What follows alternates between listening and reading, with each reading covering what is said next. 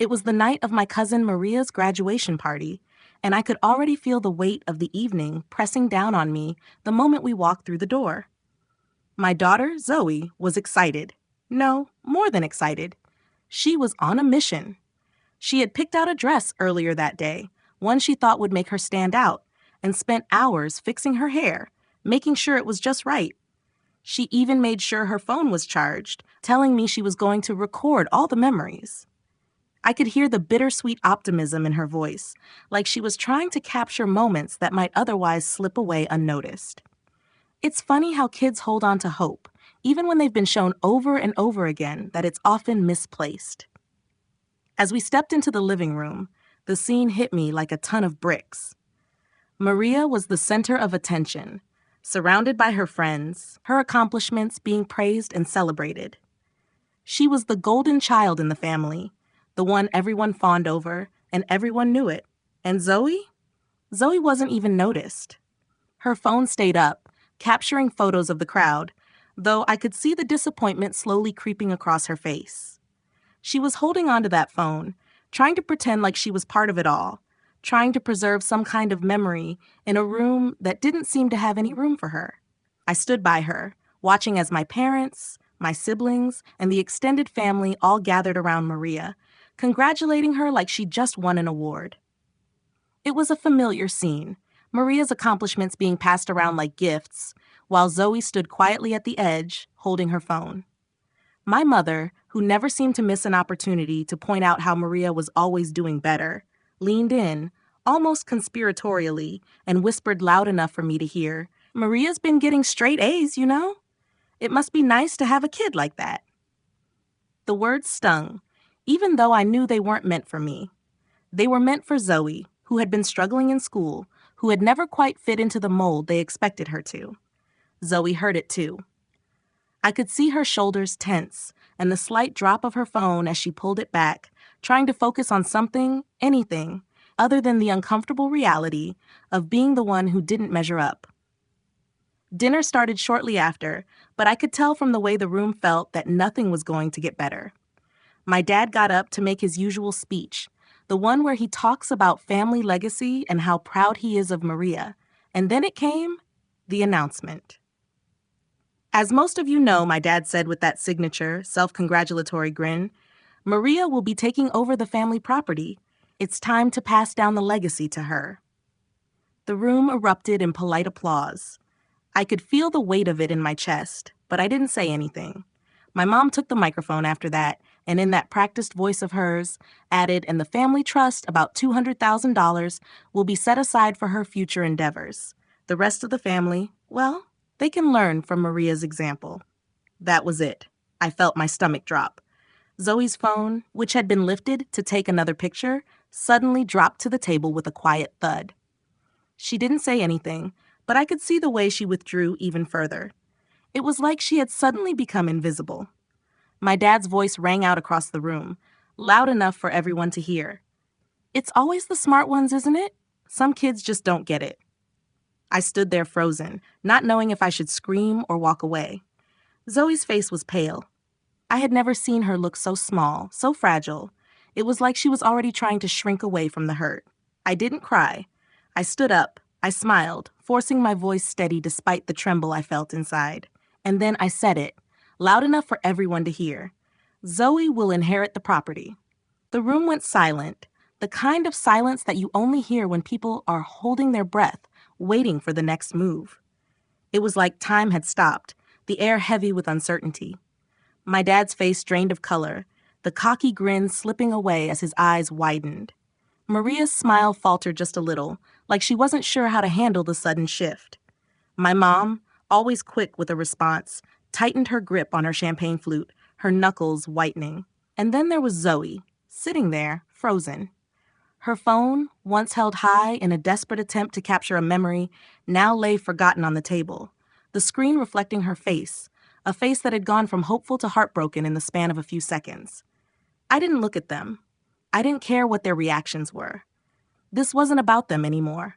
It wasn't about their legacy or their pride or whatever twisted idea they had of what made a child worthy. This was about Zoe. This was about the hurt that had been piling up inside of her for years, the quiet way she had been pushed aside as if she didn't matter. And I was done letting them get away with it.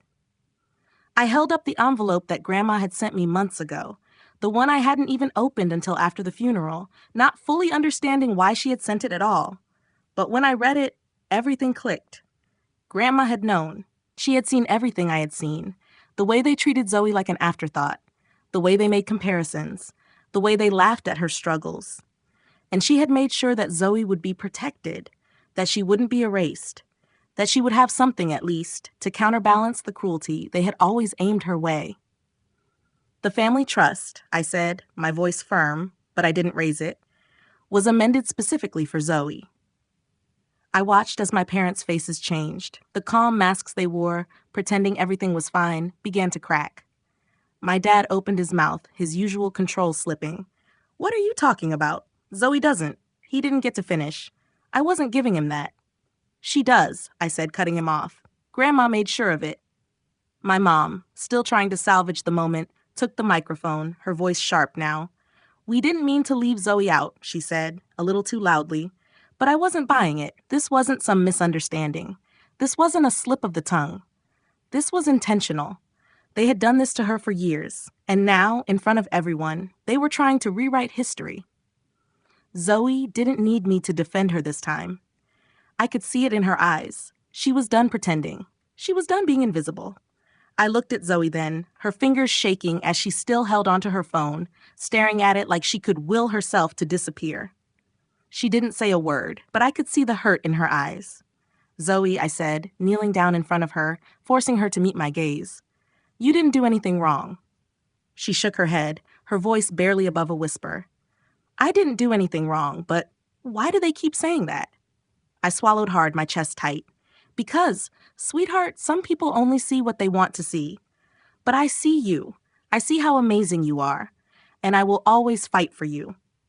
The words felt like they had weight to them, like they had more meaning than just a mother's reassurance.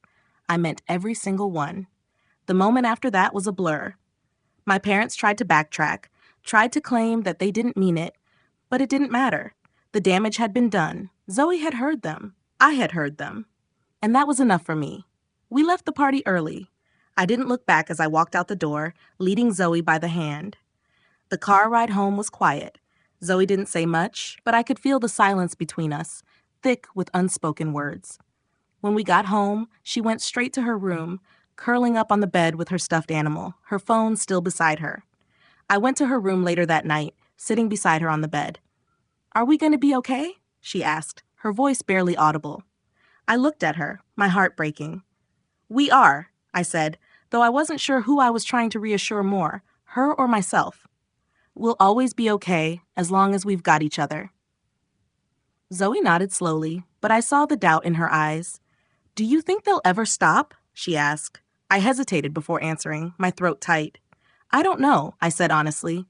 "But I do know that it doesn't matter. What they think doesn't matter. What we think, what you think, matters more than anything." Zoe squeezed my hand. She didn't say anything more, but I could feel the weight lifting from her, just a little. She wasn't invisible anymore. The next morning, I woke up early, the weight of the night before still pressing on my chest. Zoe was still asleep, curled up in her blankets like she could escape everything if she just stayed hidden long enough. I tried to push the events from the party out of my mind, but I couldn't. The look on her face, the confusion, the hurt, the sudden realization that she wasn't wanted, it haunted me. I knew I had to do something to make sure this didn't just become another moment she had to survive. I had to protect her from the world that had already shown her it didn't care. That afternoon, the phone call came, just as I was starting to think about getting back to work. It was Grandma's lawyer, the one I'd only spoken to once after Grandma had passed away. I wasn't expecting this. Not today, but it felt like something had shifted, like the universe was reminding me that things don't always play out the way you expect. "I just wanted to confirm that you received the trust amendment," he said, "and to remind you that if anything happens, if Zoe is ever treated unfairly, we've taken steps to ensure she's protected." I had forgotten about the trust amendment. I'd barely had time to digest it after Grandma's death, but now it was like the missing puzzle piece was finally sliding into place. Grandma had known. She'd seen everything my parents had done. She knew what they were capable of, and she had made sure Zoe would be taken care of, no matter what. I felt a quiet sense of relief, though it was still mixed with the ache of knowing that it had come to this. My parents' cruelty had gone too far, and now there were legal protections in place to stop them from hurting Zoe anymore. "Yes, I received it," I said, my voice steady now. "And thank you for the reminder." "Of course," he replied. "If there's ever a need to trigger the provisions, we'll be ready." The lawyer's words felt like a lifeline, but I wasn't ready to think about how that might look. Not yet. Instead, I focused on Zoe. I needed her to feel safe, to know that no matter what happened, she was worth more than anything my parents could take from her. That night, as I tucked Zoe into bed, she asked me, quietly, "Mom, are we going to be okay?" It was the same question she had asked me the night before, but this time, I didn't hesitate. I kissed the top of her head and said, "We are, sweetheart. We're going to be okay. We have each other, and that's all that matters." But even as I said it, I knew that the road ahead wasn't going to be easy. My parents wouldn't let this go. I could already feel the tension building, the anger simmering beneath the surface, ready to explode. But this time, I wasn't backing down. I couldn't. For Zoe's sake, I had to be the one to fight, even if it meant going against everything my family had ever taught me. The phone rang again the next morning, and when I saw my mom's name on the screen, I almost didn't pick up. I didn't want to hear her voice, didn't want to listen to her excuses or her attempts to manipulate me into making everything go back to the way it was. But I knew I had to. I had to face them, even if it meant standing my ground and holding on to the truth. "Maya," my mom's voice was strained, "we need to talk about what happened last night." I took a deep breath. "We've already talked, Mom. You said what you said, and Zoe heard it. I'm not going to pretend it didn't happen." "You're making this worse," she said, her voice sharp. "You're humiliating us." "No, Mom," I said, my voice calm but firm. "You did this. You chose to humiliate Zoe in front of everyone. And now you'll have to live with the consequences." There was silence on the other end of the line, and I knew my mom was struggling, trying to hold on to some form of control. But it was slipping away, and she knew it. "We just wanted the best for Maria," my mom said weakly. "She's worked so hard." "And so has Zoe," I replied. "But you wouldn't know that, would you? Because you've been too busy measuring her worth against Maria's. Zoe is not a comparison, Mom. She's her own person." I could hear my mom's breath catch, but she didn't say anything more. She didn't know how to respond to the truth, not when it was staring her right in the face. "Mom, I don't want to keep doing this. I don't want to keep fighting. But I will protect Zoe," I said quietly, "even if it means cutting you out." The line went silent for a long time, and I could hear her breathing on the other end. But she didn't say anything. I ended the call without another word. As I put my phone down, I felt the weight of the decision settling on my shoulders. I had just cut off my parents, officially and completely. But I knew it was the right thing to do. For Zoe, because family wasn't about titles or legacies or what you could give to someone. It was about love. And that was something my parents had never understood. The days that followed were a blur of phone calls, unanswered texts, and a silence in the air that was thick with tension. I could feel the weight of the decision I had made, the chasm that was growing between me and my parents. But strangely, I didn't feel regret. Instead, I felt a sense of peace, a quiet resolve that I hadn't had in years. For the first time in a long time, I wasn't fighting to fit into a family that never really saw me or Zoe for who we were. We had each other, and for now, that was enough. But I knew it wouldn't last. My parents weren't the type to back down easily. They had spent decades building their lives around control, around being the ones who called the shots, and they weren't going to just let us walk away without a fight. The phone calls started to come more frequently, but they were different now. There were no more sweet tones, no more attempts at manipulation. My dad's voice, when he finally spoke to me, was raw with frustration. "Maya, this has gone too far," he said one afternoon. I could hear the tightness in his voice, the anger simmering just beneath the surface. "You're making a mistake." I'm not making a mistake, I said, the words coming out smoother than I expected. I'm protecting my daughter from a lifetime of feeling like she's not enough. You don't understand what you're doing, he snapped. We're family, Maya. You don't just throw that away. We've been throwing it away for years, Dad, I said quietly. You just never noticed until now. There was a long pause on the other end, and I knew my dad was struggling to find words, struggling to reconcile the world he thought he knew with the truth that had just been laid out in front of him. But I wasn't backing down. Not now. Not ever again. The next week, I received a letter from my parents' lawyer, though I had no idea why they thought a legal document could undo what had already been said. The letter was formal, of course, but the tone was unmistakable. A threat. They wanted me to come to a family meeting to resolve the matter, and were suggesting that we discuss the family trust. I almost laughed when I read it. They still thought they could win. I tossed the letter aside and went to check on Zoe, who was sitting on the couch, her nose buried in a book. She looked up at me when I walked into the room, and I could see the quiet worry still in her eyes. She hadn't asked for any of this. She hadn't asked to be the target of their cruelty. But here we were, and I wasn't going to let her down. Mom? She asked, her voice tentative, unsure. What if they really are going to take it all back? What if they change their minds? I sat beside her, pulling her close. Zoe, I said softly, they can't take away what's already yours. The trust is in your name now. Your grandma made sure of that. And you know what else? You're not stupid. You're not the dumb one. You are brilliant and strong and worthy of every good thing that comes your way. She nodded slowly, still not entirely convinced, but her shoulders relaxed just a little.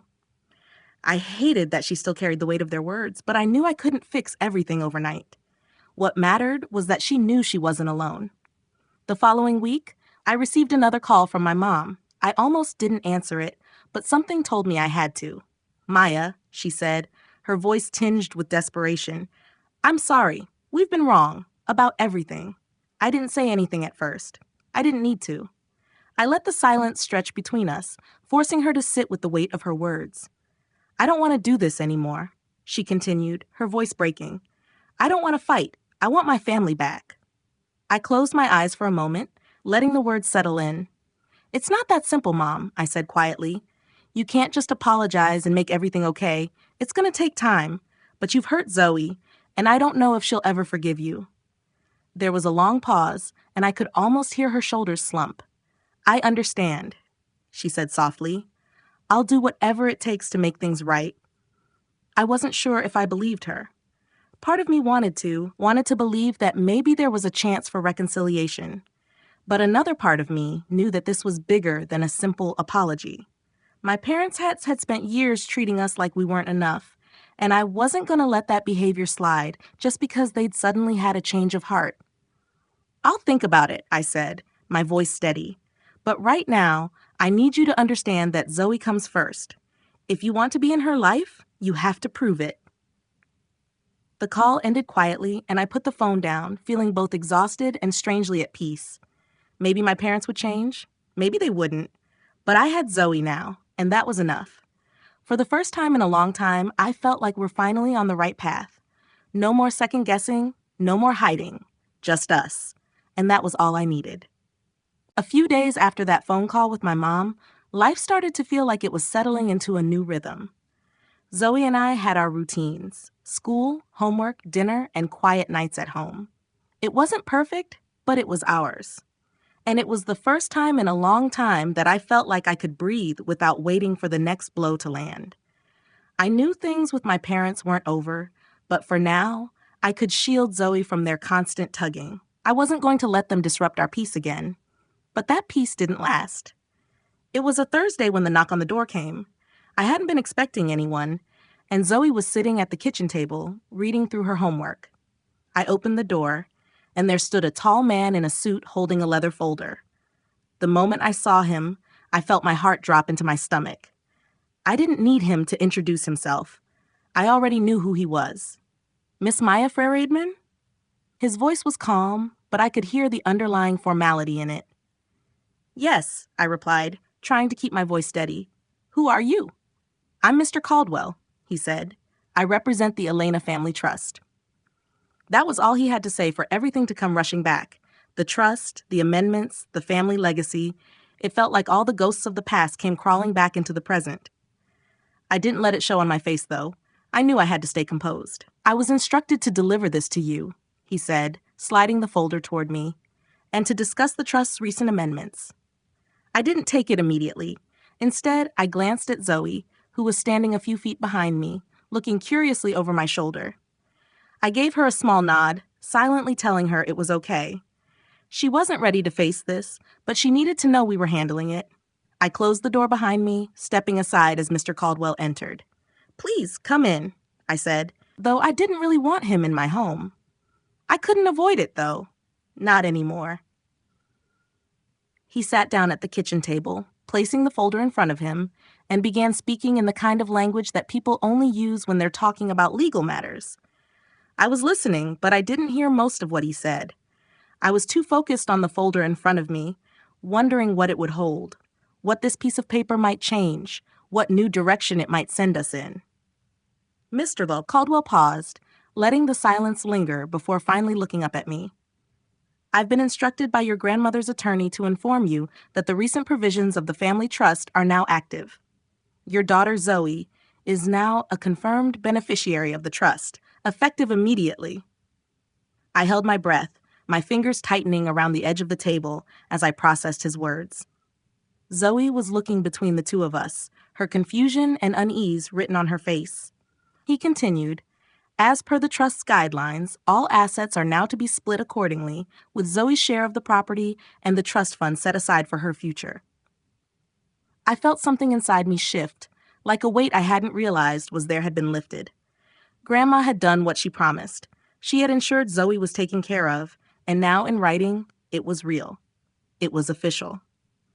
"Your parents have been informed of these changes," Mr. Caldwell said, "and they are not in a position to contest the trust, as they have lost the ability to challenge any of the amendments made posthumously." The words rang in my ears, but they didn't hold the same sting they would have a few months ago. My parents had lost. For all their attempts at control, for all their manipulation and judgment, it hadn't worked. Zoe had what she was owed, and I had done what needed to be done to make sure she was protected. I glanced over at Zoe, who was still standing in the doorway, her wide eyes watching me. I could see the mixture of confusion, disbelief, and relief starting to fill her. She didn't fully understand everything that had happened, but she understood that something had shifted. Something had been won. "I can't thank you enough for making sure this happened," I said to Mr. Caldwell, my voice thick with emotion. I wasn't sure if it was relief or exhaustion, but it felt like a wave of something deep and heavy finally breaking. "You don't know what this means to me, to Zoe." Mr. Caldwell nodded, a small smile flickering at the corners of his mouth.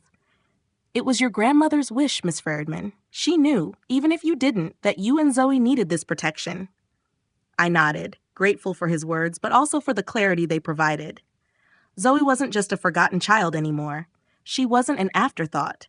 She was seen, valued, and her future was now secure.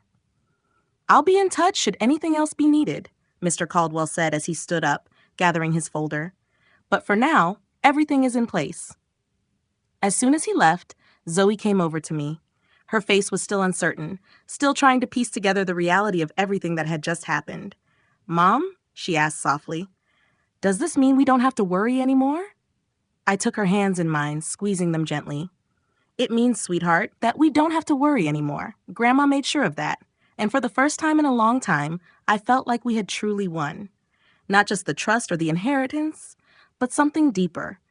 Our place in this world, together, without anyone else's approval. We were finally free." The weeks after the trust's finalization felt almost surreal. Zoe and I settled into a quiet rhythm, one that didn't involve constant worry about what my parents would do next, or the tension that had always lingered when they were around. It was like a weight had been lifted, but at the same time, I couldn't shake the feeling that this wasn't over. My parents didn't just let go of control easily. I knew they would come back, eventually. But for now, Zoe and I had peace, real peace. One afternoon, about a month after the legal papers had been signed, the phone rang. It was an unfamiliar number, but I recognized the area code immediately. It was my parents' lawyer's office. I hesitated before answering, but I knew I couldn't avoid it forever. "Hello, Maya," the voice on the other end said. It was a woman, someone I didn't recognize. "This is Jennifer Green from Durand and Thompson Law Firm. I'm calling regarding a request from your parents." My stomach dropped, and I braced myself for whatever was coming. "What kind of request?" I asked, trying to keep my voice steady, though I could feel my pulse racing. "Well," Jennifer said carefully, "your parents are seeking to reestablish contact with Zoe. They've requested that you consider a formal family meeting, something to mend the rift and discuss the future of the family trust."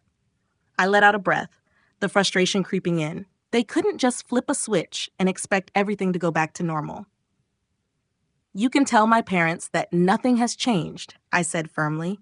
"Zoe and I have moved on, and I'm not opening that door again." There was a pause on the other end of the line, and I could hear the rustle of papers. "I understand your feelings, Maya, but your parents are requesting a chance to address the situation in person, to apologize and explain their actions. They're willing to discuss an amended agreement regarding Zoe's inheritance." I couldn't help it. I laughed, bitterly, almost to the point of disbelief. "What part of we've moved on don't they understand?" I muttered more to myself than to her. Jennifer, perhaps sensing my frustration, tried again. "I understand, but they believe that if they can show their remorse, you might reconsider. They want to reconcile, Maya. They don't want to lose their connection with Zoe." "Connection?" I repeated, the word tasting foreign in my mouth. "My parents don't get to decide when they want to be a family. They've had their chance, and they've spent years making sure Zoe knew she wasn't good enough." "I understand," Jennifer said gently, "but sometimes people change. If you're open to a conversation, your parents are willing to make amends. We're not asking for an immediate resolution, just a meeting." I stared at the phone in my hand, torn. The idea of a meeting, of sitting face to face with them after everything that had happened, was terrifying. But it also felt like it could be the final piece to this puzzle.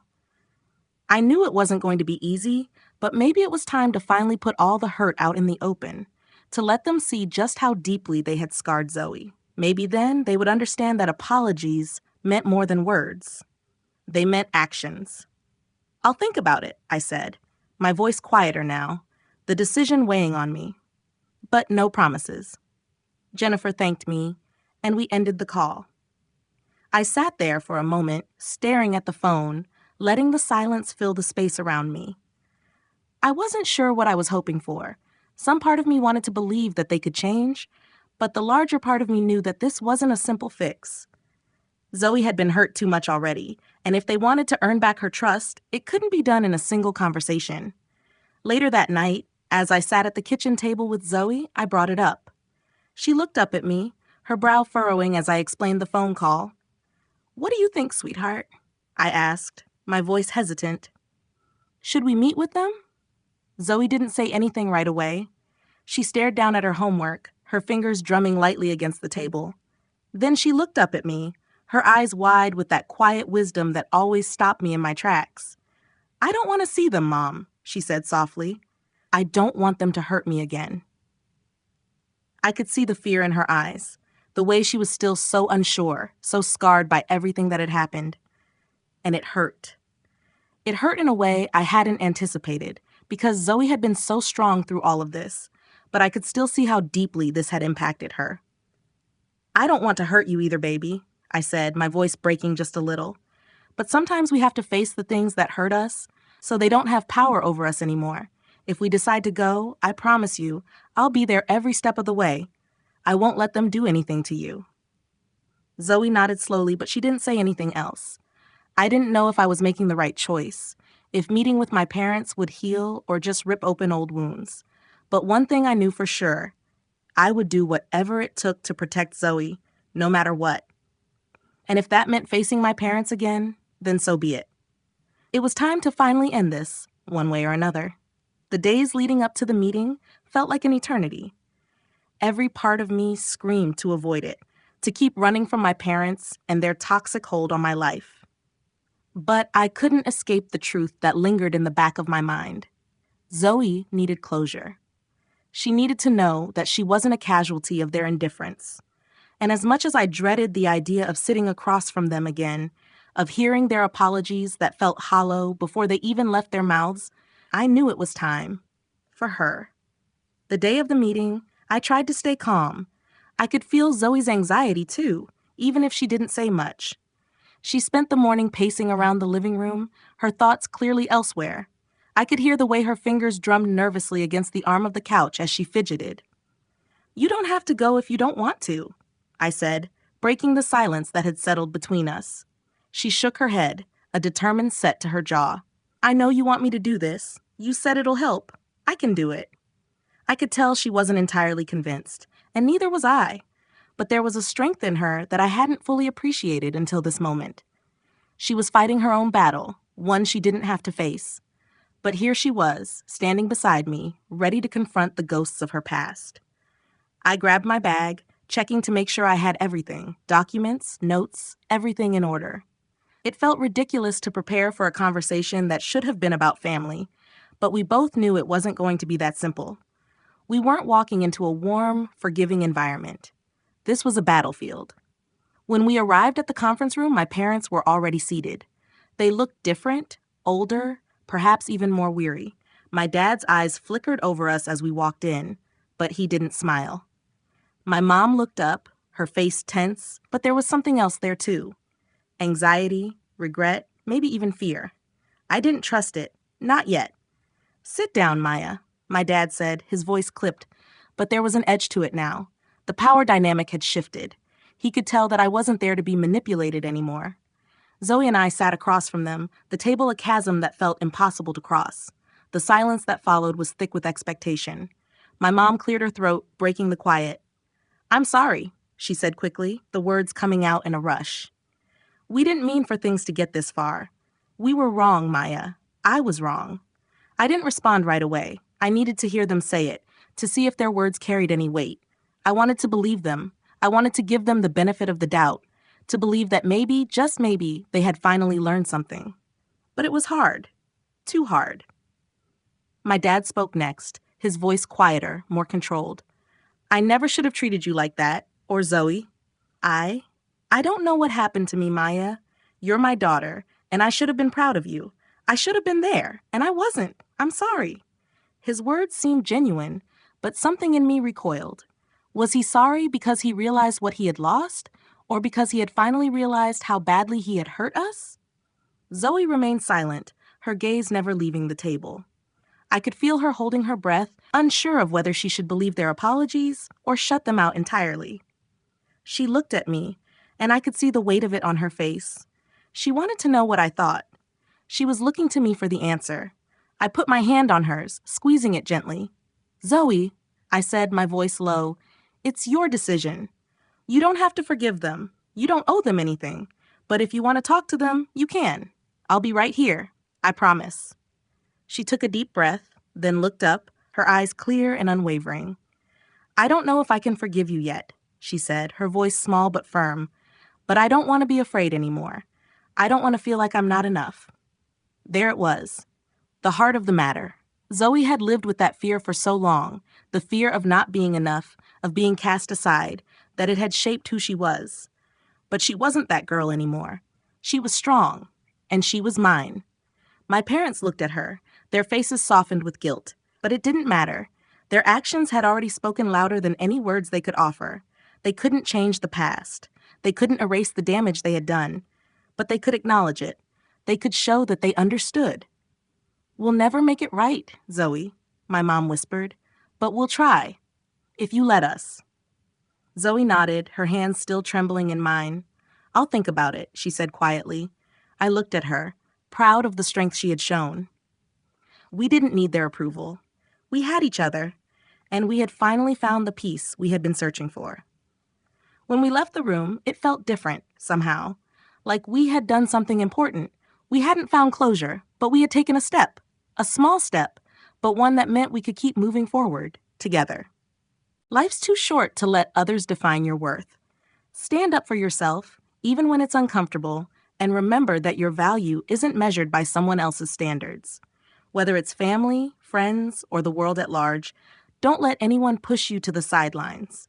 Be bold, be kind, and protect the people who matter most to you. And hey, if you're feeling empowered by this story, don't forget to hit that subscribe button.